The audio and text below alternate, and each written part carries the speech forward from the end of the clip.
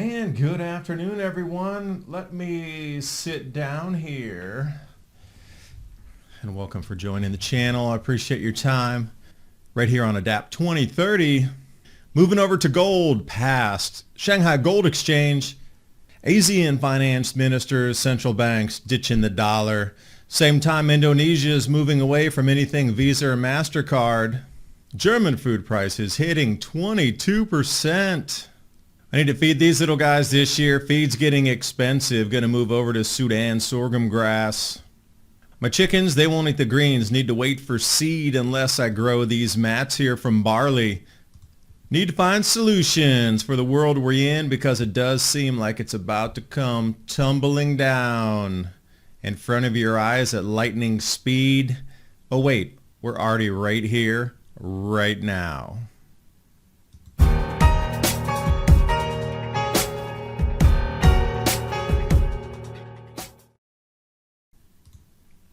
And we're going to start off with a moment of Zen. Spring approaches, so many possibilities. We are going to have to think about some of our food growing immediately. It does look like systems are starting to break down further. And price rises, ditching of the dollar is all inbound. At the same time now, gold, Shanghai Gold Exchange right back at it again. Well, it's actually the Chinese Gold and Silver Exchange. We'll focus on the shiny because ASEAN now, that's the Asian trading bloc, has come to the conclusion that they are also going away from the US dollar in unison. It was bad enough that Brazil was going to move away, South Africa. India's drifting away. And all the other partners in the Shanghai Cooperation Organization are moving away.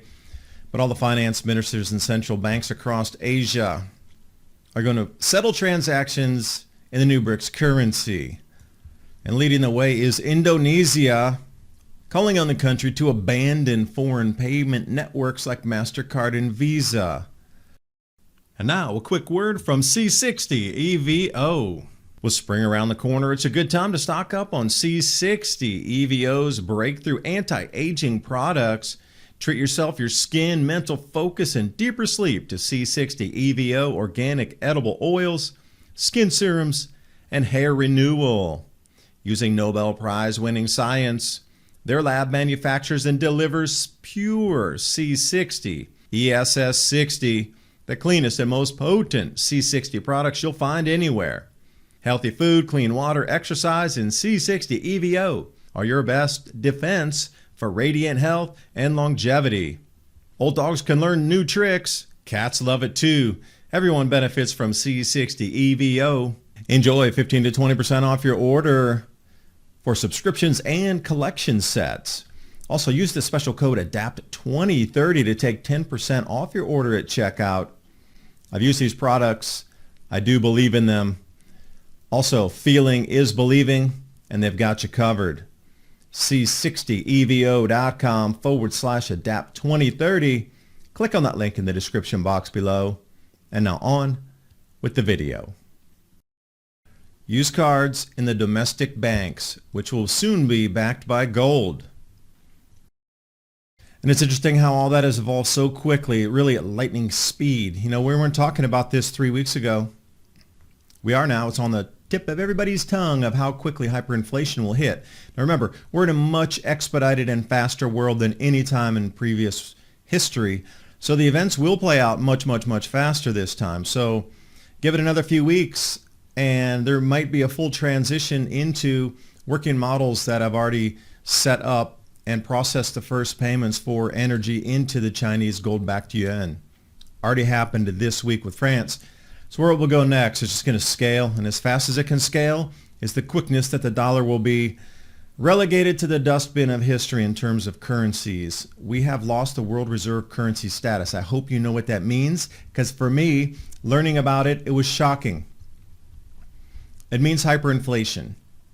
Things that you might buy for dollars now will cost you hundreds of dollars. Just look at Zimbabwe, chapters of history when things inflated, old Roman Empire at the end of debasement of currencies. 2.0, here we go. Because at this time, everything's going to mesh into digital payments and the entire new system will be set up as a digital, going away from physical cash, except for the metals, of course. The shiny, as it's called. So right here, Citibank, digital currency payment messaging is done, quote unquote, like as in finished, ready to roll out.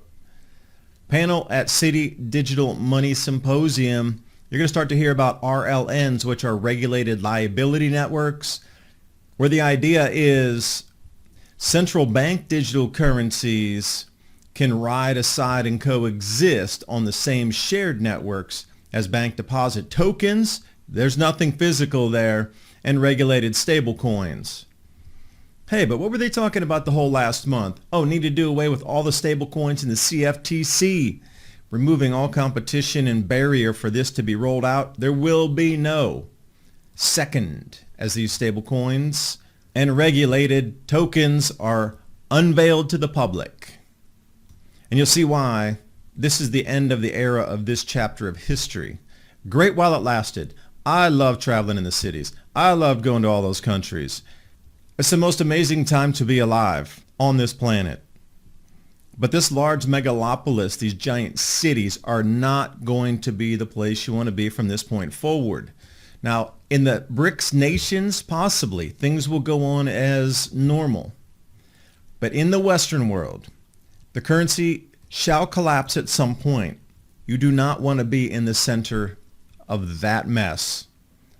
Because even now, German food prices skyrocketing 22%. That's unheard of. Established economies, yeah, a couple percent per year on whatever the central banks of the day are trying to keep and tag inflation at. Even with that said, the Fed inflation target of 2%, that's still a 10x runaway from there. Although it's not the Fed, it's Germany, ECB, which is why we're going to need to put our fingers and feet into the soil. And believe it or not, microorganisms found in soil and leaf molds and compost have a mood-lifting hormone. That's why everybody's so happy after they plant in their gardens and dig and till and plant. And speaking of mouths to feed, anybody thinking about goats or sheep? I am. We picked up a mother and 2 lambs from the Amish, and we're going to bring in outside sheep once they get large enough and breed those and be able to trade them off. I'm not even looking at selling any longer. I'm already mined into the barter economy. Thing is, feed prices are rising so quickly that we need to think about another alternative to feed these little ones here. Sudan sorghum grass. It doesn't go to grain head as the sorghum would, but there's an enormous amount of fodder here, tons per acre, that we can push into the system. Even a quarter acre, an eighth of an acre would be plenty for these little guys here. So I've been doing a little research trying to figure out how to cut cost on feed, because currently we're going through a 50-pound bag of feed in 2 weeks for the sheep already, and the chickens, which I'll show you in a minute, we're running through 50-pound bags about every 3 weeks on that. So I'm trying to think of ways of what can we use around us to extend the food supply. So the Sudan sorghum grass here, early vegetative stage, which I showed you that image before, about 18 inches tall, and that takes 35 days to bring it up to that. You can cut it, and you get 3 rounds of that during a typical summer season. I'm down here in Tennessee.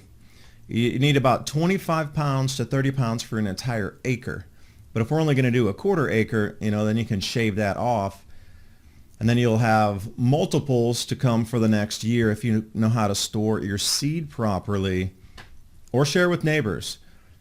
It's great to grow this if you have any types of animals. Now, chicken, you can feed them at the end of the growth stage if you allowed it to come to the seed. Then the chickens love it, but they're just not right into the green matter. Unless there's some insects on it, they're always going to pick off some insects, but otherwise, it's not the feed you're looking for. And if you're going to have a field and you're going to grow this and there's some weeds that come in, that's great, because wildflowers and that sort of thing, chickens love to dig through it. Thing is, you have to have full frost-free days for this Sudan sorghum grass to grow. If it frosts, you get to start back from 0 again. And if you're looking on a full tonnage per acre basis, they're talking about 10 tons per acre dry. Now, wet is going to be even heavier and denser, obviously. But if we were looking at 3 to 6 tons per acre, divide that by 4, because we're not going to use any nutrients on it. I just want to let it grow wild. We got a back few acres.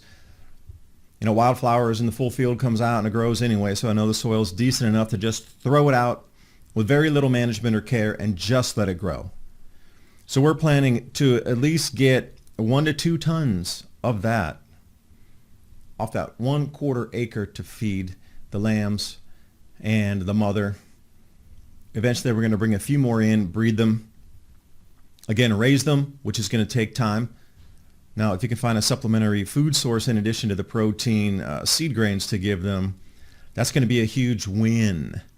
Now let's talk about chickens for a second, because they're not going to eat exactly the same, but you know, you get that one time during the year that you're going to roll it over. I'm going to save a certain amount to let it go to seed, and that'll be the point there, where you can get that last green fodder for the sheep, but at the same time you're going to turn it over so you get a massive amount of seed for the chickens coming into the winter. And then we have all these chickens here, barred rocks, black and white ones. The one just to the left there is also a guinea fowl. So we're getting different types of birds. The small white are the bantams, the banty roosters. Better view for you here. You can still see the one with the white head at the bottom. That is a guinea fowl. And the white, what looks like a pigeon, is actually the small banty roosters. They give bluish green eggs. So we get between 9 and 12 eggs a day, depending on who's laying, because the bantams aren't laying as much as they used to because they were a 1.5 years old when we got them. But this is what I'm talking about, letting that Sudan sorghum grass go to seed. We're talking, 400 or 500 pounds of seed in addition to the green matter that they could chomp on for the goats, which my neighbor has, so I'll just happily give him some of that. We want to save the leaves off of that, not so much the stalks. Here's where it comes into the chicken feed and goats both. This is barley seed that has been left to grow and sprout out in trays. Depends on how deep and how many pounds you want to put per tray, but generally you just start with your barley seed, soak it for a day, put it in the tray, and you're going to get this massive root cluster within 7 to 10 days. Mostly around 8 is where you want to take it out and then feed it to your animals. And this is what they're doing in more large industrial scale. And almost everybody on the homestead level can produce something just like this with a couple pounds of barley seed. And also I had some numbers for you on this. You notice I'm doing some research because I'm really trying to cut the cost. So we have the seed. It's way, way cheaper. It's $18 for a 50-pound bag. And if you're going at a 1 to 6, which is generally, so if you put 1 pound in those trays, you're going to get 6 pounds of that, sprouted fodder with the root and with the grass coming off, the barley grass, which itself is a superfood. Now, I don't think you need to feed to the animals. You can, cut some of that barley grass, wheatgrass, barley grass, health food store. That's the same exact thing. But you don't want to be touching the roots on there. But think about being able to harvest part of that, at least the top supple tips, to be able to do your own superfoods. I'm trying to keep this in a whole loop here. Human, animal, production of eggs, production of meat. So 1.5 pounds, this is an interesting fact here. I watched somebody do a video on this. They were using 1 pound of seed per tray, and they were able to get 6 pounds of fodder. So they did a couple different variants, adding more seed. Would they get more output? The answer is no. They did 1.5 pounds of seed, and they were only able to get 8 pounds of fodder out of that. So, you're adding an extra half pound of seed, and you're only getting an extra 2 pounds. So you're losing a full pound if you put 1.5 pounds per seed tray.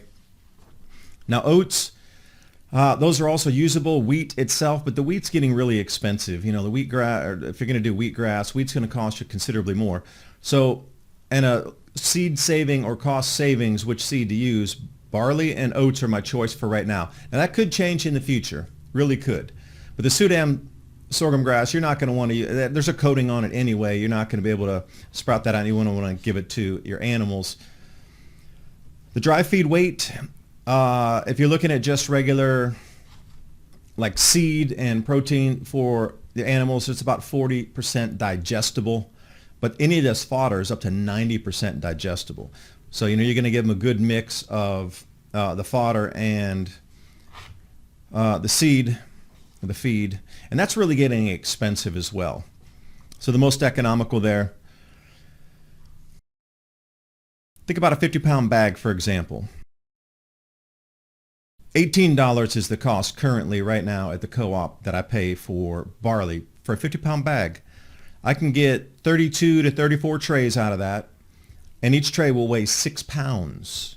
So then do the math, and you're looking at about 200 pounds of highly nutritious superfood for your animals to be able to produce whatever you're looking for: more milk, more girth, more eggs. That's what it's all about. You have to read about what's in wheatgrass, for example.